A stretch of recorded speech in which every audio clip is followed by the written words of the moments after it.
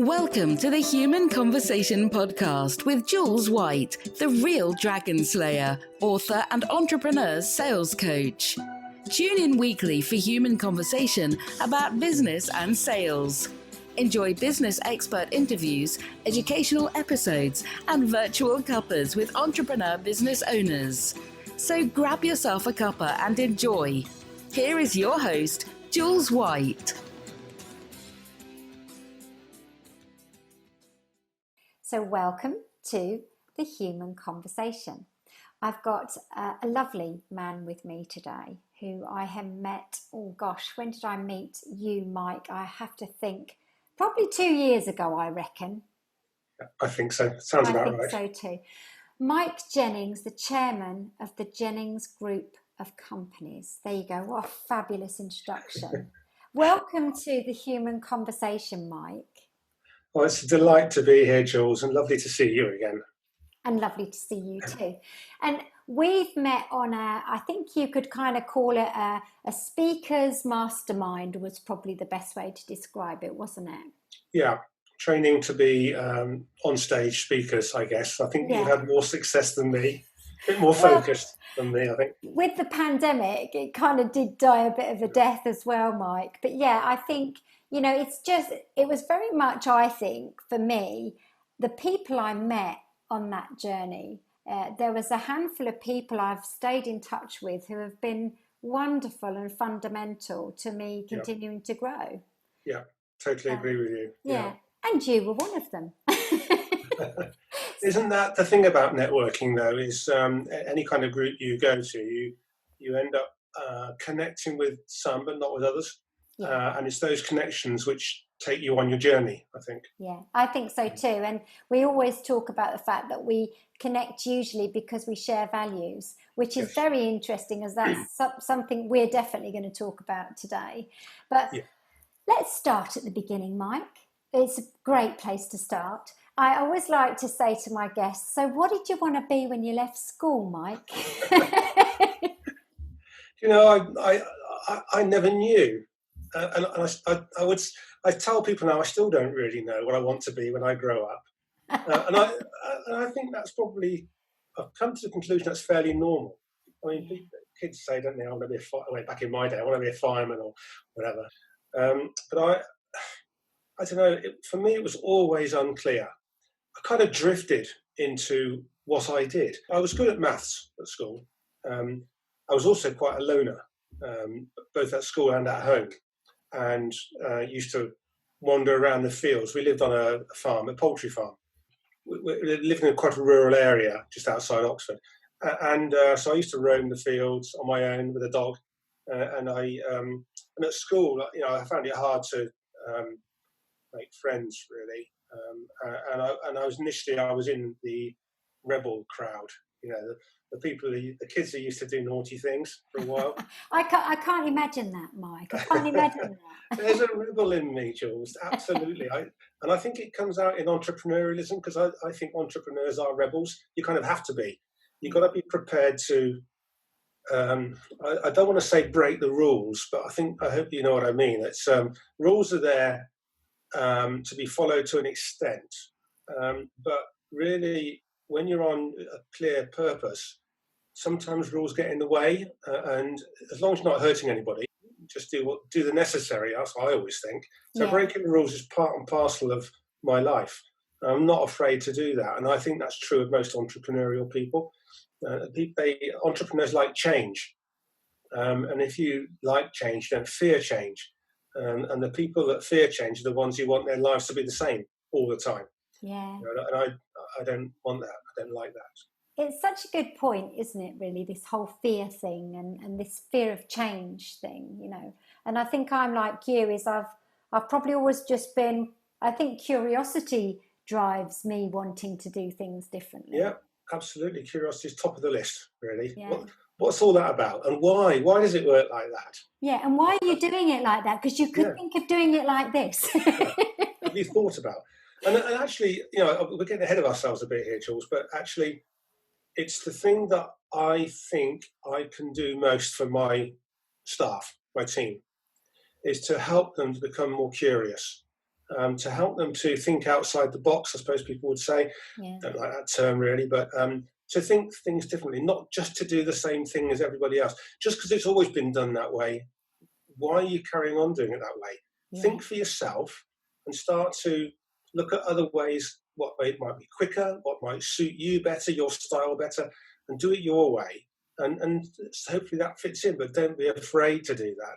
And it's amazing the success we've had at Jennings with the way people have grown in self-confidence and self-esteem and self-belief just through the process of encouraging them to step outside of their comfort zone.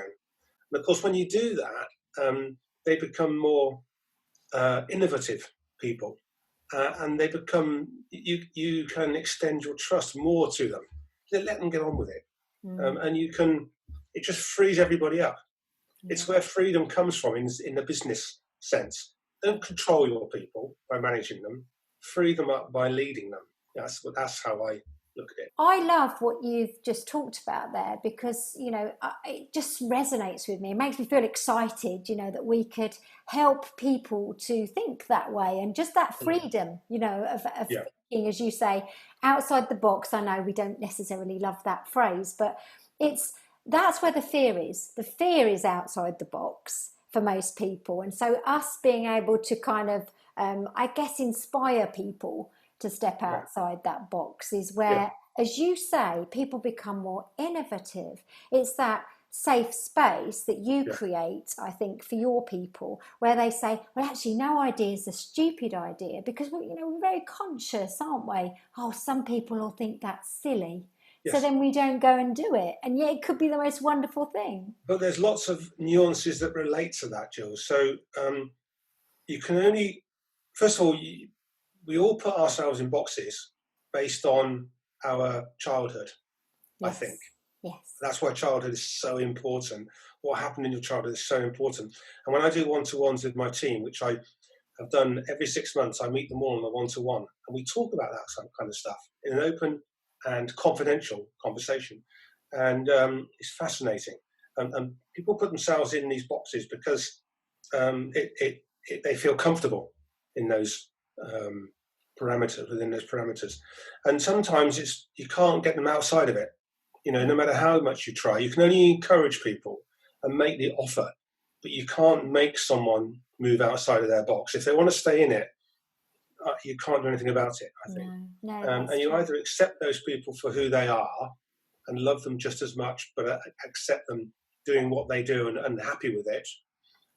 Or if it doesn't fit in with the way your business is operating, then they have to go, and you help them find something else which suits them better.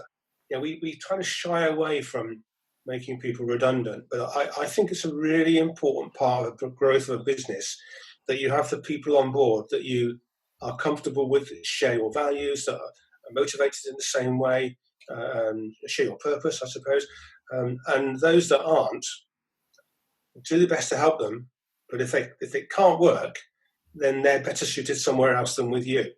Yeah, and I think there's the other part of that is that they will actually be happier, because we have happy place, don't we? And we've experienced that a number of times, actually. Those who generally people have chosen to leave us, and we always keep in contact with them, and they will seem happy where they are. The other thing that's important is the way that you and your managers are operating. So someone can't step outside of their comfort zone if you don't make it a comfortable place for them to do so. And this is the fear of failure, isn't it? So making it acceptable for people to make mistakes. Yeah. So I do that very simply by saying, someone comes to me and says, "Oh, I've made a mistake," and I'll just say, "Well, you think that's a mistake? You should see some of the ones I've made," and then talk to them about some of the mistakes I've made, which has cost a lot of money. Yeah. Because we're all, none of us are immune from making mistakes. It makes you very human, Mike, doesn't it? Yes. To be able to say something like that. I think that's how we learn, by making mistakes, ultimately. Yeah. Isn't it? And if you're not making mistakes, you're not trying hard enough. No, quite. Well, look, I want to I love what we're talking about here. It's such great content, isn't it? It's so rich. But I want to, it's okay. That's what the human conversation is all about, you see, Mike. It's up to me now to bring us back on track. Okay. So I guess what I want, if I'm thinking for the listeners, So this is great. We've now got a piece of who Mike is and how he thinks, which is awesome. That's up front. But what is the Jennings Group of companies? Because we need to get to the bottom of actually what is it that you do there, guys? Yeah. Well, let me just go back to what I was doing. So at school, I didn't know what I wanted to do. And so I just chatted to my dad about it. And I did the A-levels, and then I went to university, but drifted into doing business management. I have a degree, but I don't rate it very highly because I didn't work very hard for it. And that's another important fact, I think, is the harder you work for something, the more you value it. Yeah. And I don't value my degree. And then I didn't know what to do after that, so I drifted into accountancy, and I trained and became a chartered accountant. But then when I realised it, when I qualified, I realised that I didn't really like accountancy. And then I was thinking, well, I want to go into business, and how do I do that? Because I don't have any skills, just numbers. So I went and worked for a local company, and then I moved to another one, a building company. And then my dad asked me if I'd help him on the farm, which by then he would converted buildings for business use.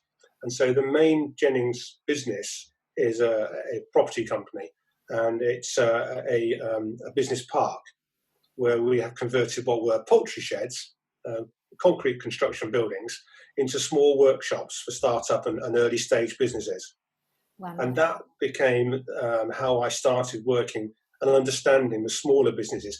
I mean, a lot of the companies I dealt with when I was an accountant were small businesses, local businesses as well. So I learned, everywhere you go, you learn something, I think. And I don't regret any of my life because I've learned all the way along, and each part has been important to where I've got to now.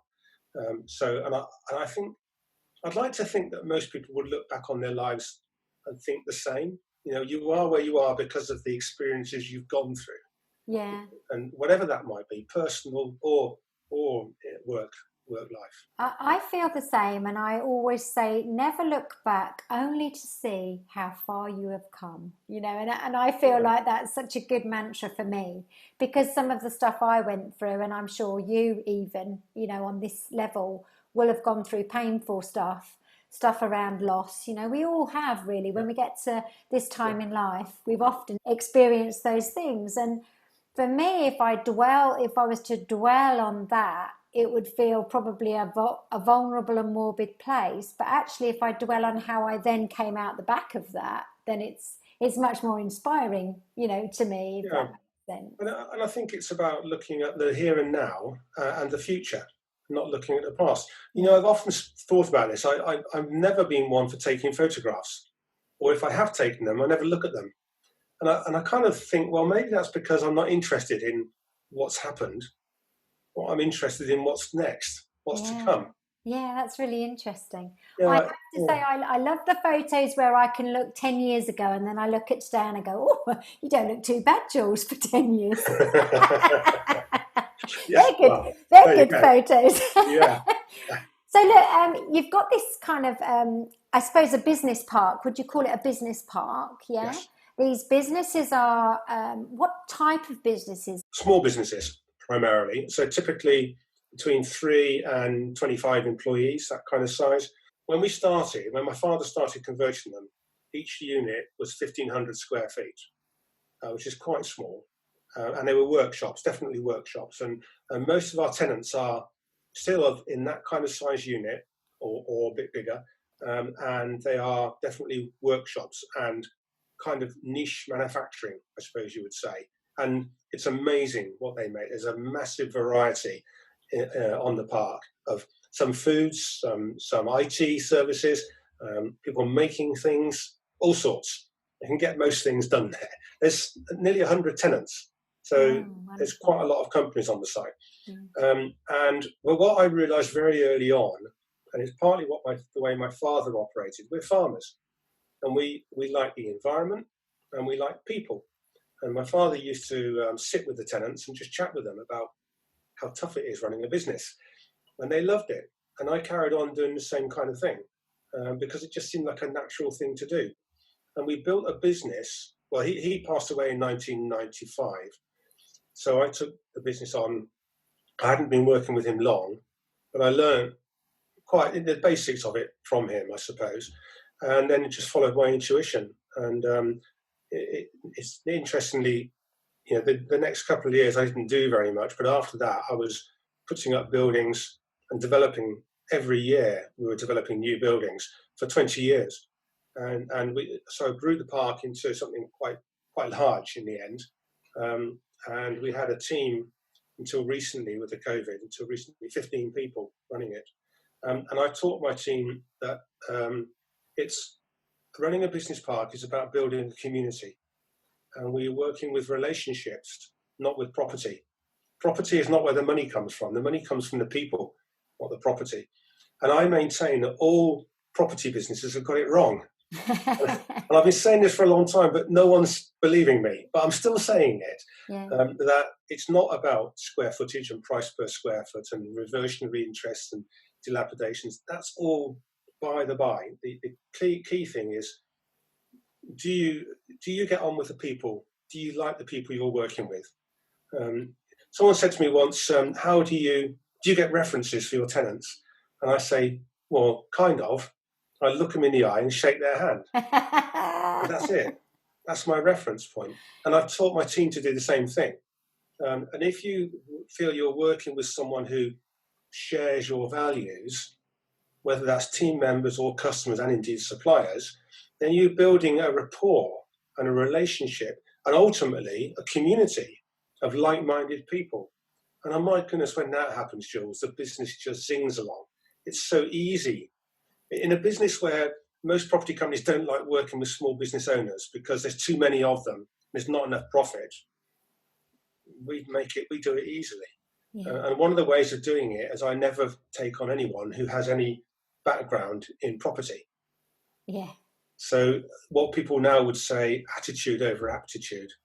You can learn about the property. I always say to my team, there's only one thing you need to know about property. Well, they go, what's that? Where's the water coming from? That's it. That's all you need to know. That's great, isn't it? But Mike, I have to say, I'm listening to you and I'm thinking, this is kind of your philosophy and your thoughts about how you do business. And you talked about, the people side, the relationship side, and it's not the property, it's the people. And my message in sales, as you know, it's actually not about the revenue and targets, it's about the people. So people equals revenue. Absolutely. And it's always been my philosophy. Live it, love it. Yeah, live it, love it, sell it. Yeah. And even when I was taught to do it differently, time and time again, relentlessly, I still went out and thought, no, I'll do it like this. And so I think we are totally aligned. I've always thought we were aligned when I first met you, but just listening to you, it's just cementing it all the time. We think the same. It's funny how you can tell quite quickly whether someone shares your values, and that's true of us and a few others on that course. You tend to carry on the connections with the people that you connect with easily. Yeah, very nice. And of course, the opposite way, as I say in the book, the opposite way is where someone does or says something that you think, oh, that's a bit odd. It's because they've trampled on your values in some way. Yeah. And if you can work out what that is that has upset you or dislodged you in some way, you can work out what value it is that's created that angst or that problem. And then you don't have to associate with people like that. You can if you want, but why make your life hard? Well, also, I always say you can't sell to everybody, or you shouldn't sell to everybody, really. That's not the aim of the game here. And it's the same in life, I think, that whole connection piece. Now, you've mentioned a book, right? So this brings me beautifully into... Well, I also wanted to say one thing about selling. Yes. Before we go on to the book. Oh, hang on, here he is. I'm leaving this in, I'm not cutting it out, I promise.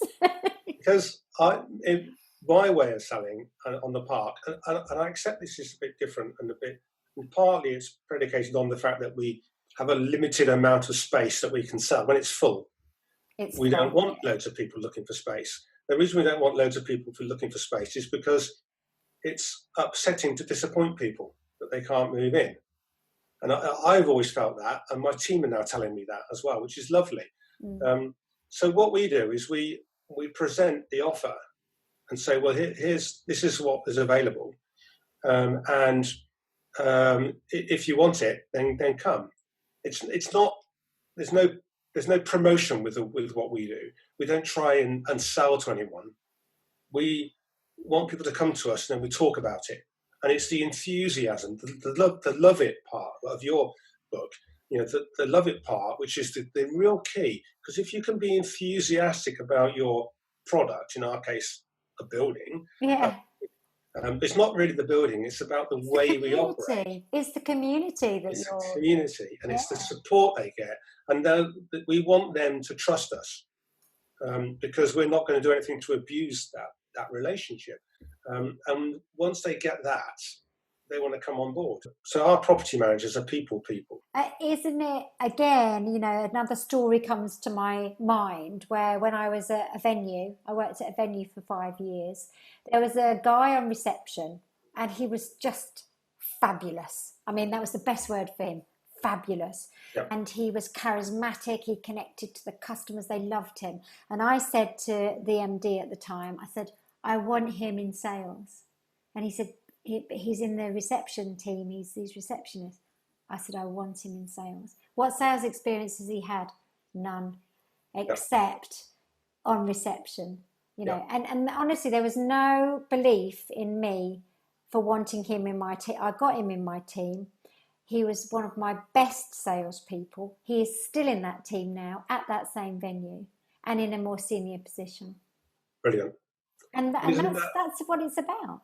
And listen to you talking about it. You're so excited, right? I know. Because isn't that one of the most fulfilling things about being working for yourself or for someone else, is what you can do for other people. Yeah. And the journey you can help them on. It's not about money. It's about how they are progressing with their life. It was this whole win-win thing, really, because obviously he got that opportunity for his career, but equally our customers needed him. It was fabulous. That's why I'm excited about it, because if you get it right, everybody wins in it, I think. So do you remember the mastermind group? We all had to do a 10-minute talk or 5-minute talk, and mine was on 3 receptionists. Yes. You remember? Yes. And it was about how how they started, and how over a period of just a few years they'd moved on, still receptionists, but they were doing so many different things. They'd come out of their shells, and they had become beautiful people as well. Yeah. And the enjoyment for me of seeing that happen was immense. And I'm not alone with it. I know it's not just you and me, Jules. I've met many of my friends. I've asked them the same question. What do you enjoy most about it? And it all usually comes back to the fact that they've helped so many people in their lives, and to grow their personalities and their self-belief through the medium of employment. Yeah. And that, to me, is one of the most important things about employing people. So look, let's talk about the book. Okay. Did you always think you would be an author? No. No, me. No. No, of course not. It wasn't on my plan at all, really. It almost happened by accident, So. People kept saying to me, you should write a book.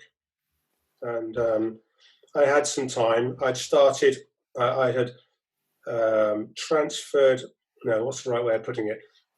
I had decided that I'd had enough. I'd been doing it long enough, running the business. And I asked my commercial director if he would like to become the MD, the chief exec, and I would become chairman. And he asked me to stay on as finance director as well. And initially, I was there supporting and helping him. And after a couple of years of that, he was getting on with it, and the team were referring to him. And we built a board so that he could report to the board, not to me. And that freed me up with some time. And I thought it would be a good idea to write something, a story, not about so much the companies, but about values and purpose and principles. And so the book talks about one purpose. Our purpose is, and the purpose is the why. Why are you doing it? Most people make the mistake of, when they think about their purpose, they will specify the what. I want to know what drives you, what motivates you, what gets you up in the morning every day, and excited to go to work. That's where the why, that's the purpose. And our purpose is to create an environment where people can feel valued. That's how we've set the purpose for the whole group of companies. There's a couple of other businesses now as well as the main business part. And then the values, which are things like courtesy and basically about respect. It's a people thing. And then the principles add a lot of weight to the values. And they're things like marketing by attraction rather than promotion. Yes. Is one of the principles. And it's a guidance for my team to be able to say to them, look, these are the kind of things you need to be thinking about and the ways of operating that work for us and fit within the values. So I wrote it for the team, I wrote it for my family, and I wrote it for me primarily. And I hope that for other people who run smaller businesses, it might be a bit of a guidance for them. Yes, I loved it. I'm holding the book up now. So you need to go and watch YouTube, basically, so you can see me and Mike and our beautiful faces. But equally, this is Mike's book, and it's called Valuable. And it says how a values-enabled culture can inspire you to sustainable profit. Right, sustainability, sustainable. Talk to me about that, Mike. Well, my view of profit is that we should never consider it an objective. My view of profit now is that, and I didn't think this to start with, don't forget I trained as an accountant. So as I say, I spent 4 years training as an accountant and 40 years untraining myself. Yeah, you were on the dark side originally. I've rebalanced my life. That's accounting. Oh, by the way, if my accountant's listening, I love you. He's amazing. I love my accountant too. Yeah. Sorry, you were saying. So I used to think it was all about growth and profit. And for the first 10 years, that's what I did. But I knew that underneath all that, there was all this relationship stuff which was so much more complicated, so much more unknown. I didn't know what I was doing, but yet it was there. And I love just talking to my tenants. And I used to wander around the park, and accountancy is not about relationships, and except relationships with numbers. So it was a whole new world for me. But I've come to the conclusion now that it's not about profit anymore. It's about people, and it's about how you work with people, and that's what makes it. And profit is an outcome of doing your job well, and, and you're doing it because you're working with people and building relationships. Yeah, I love this so much, Mike. This is just, for me, this is everything that I want to hear business is about. I love it. Well, it fundamentally comes down, I think, to two things. All businesses come down to two things. One is passion or purpose, same thing. Yeah. Where is your passion? It's somewhere in your purpose is somewhere in your passion.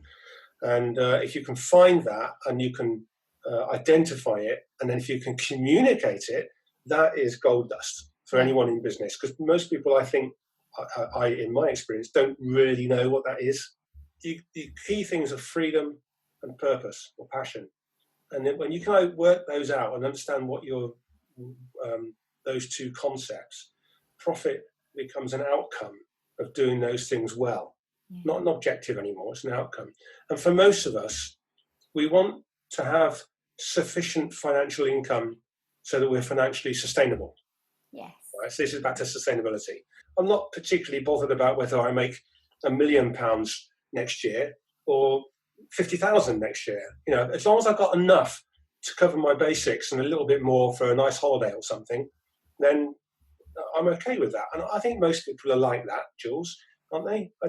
Do we really? What are you going to do with £1 million?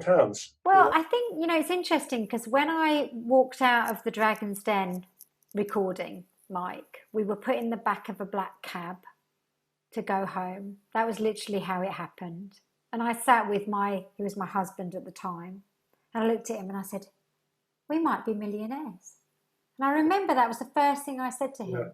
Now, in hindsight, sitting here today talking to you, I'm a bit like, I don't care about that anymore.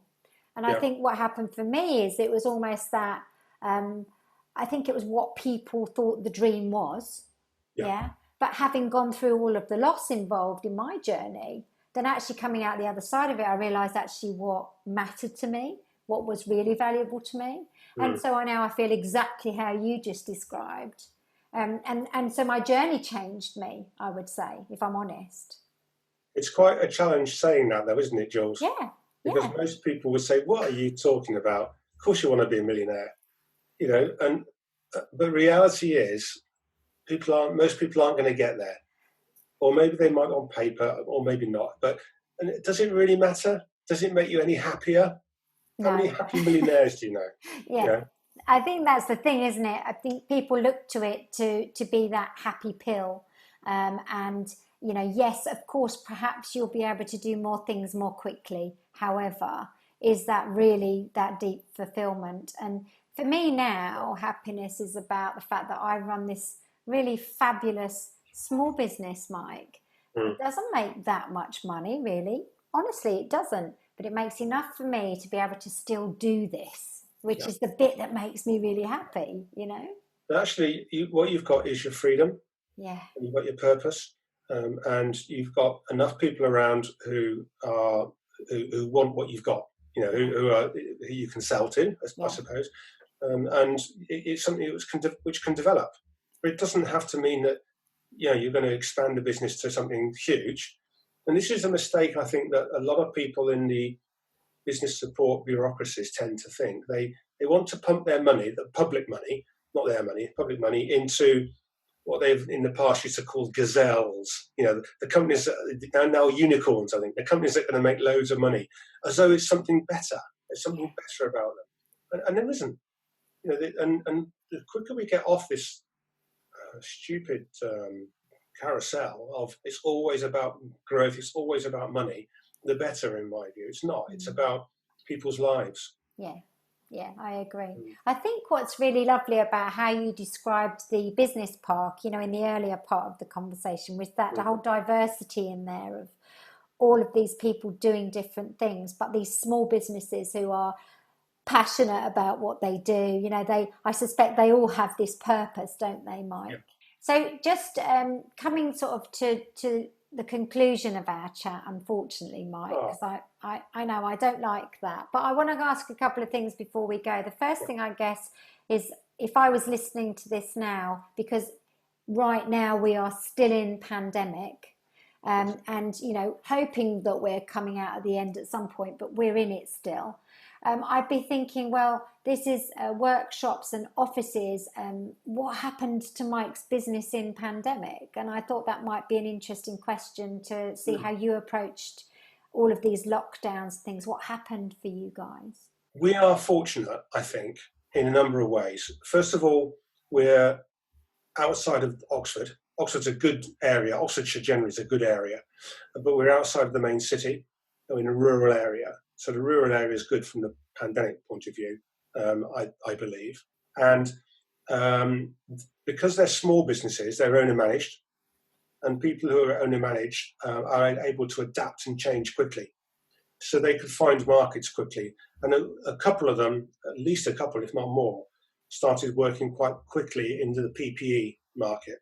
And so that saved them. And I mean, there's so many stories.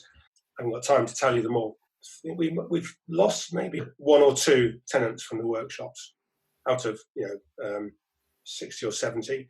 In the offices, say 30 or so in the offices, I think we've lost 2 or 3, and 1 or 2 have reduced in size. Some tenants have not been able to pay their rent, and again, we've had this in previous recessions. So my team will go and talk to them and find out their situation. And I say to my team, as I've always done, if a tenant can't pay the rent, we let it go for a period of time and hope they can catch up later. But we give them the time because we understand the cash flow constraints of running a business. But we also want to talk to them and see what they're doing. And if ultimately the business fails and we lose 3 or 4 months' rent, well, heck, they've lost a lot more than we have. Yeah. So hand on heart, there's no way I'd go knocking on their door asking them for money when they're in the worst possible place they can ever be, with the grief of having lost their business. So we just take the hit. We haven't had any of those this time. But do you not think in some respects it's because of everything you've done beforehand is why you haven't had that? We've built, there's a great loyalty. And again, we've noticed this in the past, I've noticed this in the past, that they will do their best to pay the rent rather than paying other things, other suppliers. Yeah. Not because they're afraid of us, but because they appreciate what we've done for them in the past. And that loyalty is gold dust. You can't buy it. You know, that comes with a long experience. And our tenants mostly have been with us a long, long time. You know, some over 30 years, but a lot over 10 years. You know, for me, all of this kind of just speaks volumes as to how you've built this business, you know, and what's happened to you in pandemic is a real reflection of how you create these relationships. I love it so much. So what's next for Mike? Because I know that you've kind of stepped away to be chairman. Obviously, you know, that's moved you a little bit further away from, you know, the day-to-day. What is next for Mike? Well, you know, public speaking was always my greatest fear in my life. And that stemmed from school days when I joined a debating society and I hated it. And I stood up once and I read a piece. I read it all out and I got marked down for reading it out. I'd never do that now, but from that, I felt so bad because of that I avoided public speaking from that point onwards. And I thought, when I became chairman, I thought, okay, now I've got to do this. I stopped saying no when people asked me. Yay! And I've probably done 100 talks now. Awesome. And I actually like doing it now. And I try not to prepare too much. I'm sure you do the same thing. I'm the same, yeah, totally. Yeah. Maybe 3 key points and then just stand up and just talk about it. The non-exec directors in my company think that I should work towards becoming the ambassador for the company, an ambassador for the company.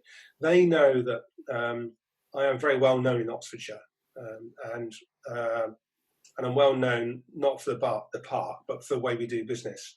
Yeah. And this is something that I feel I need to be going out more talking about. I don't think there's anything unusual about what we do, but other people seem to think it's quite unusual. And I'm really happy to go out and do that. So I've learned very well how to listen and not fix people's problems, but just allow them to work it out for themselves, help them work it out for themselves. And I want to do more of that, I think. Not as a former mentor, but maybe in a sort of consultancy role, as an ambassador for the company, and it's promoting the value and importance of the small business owner. You're perfect for it, Mike. You really are. You know, you think about everything you've done and everything you've learned, you know, and the journey you've been on.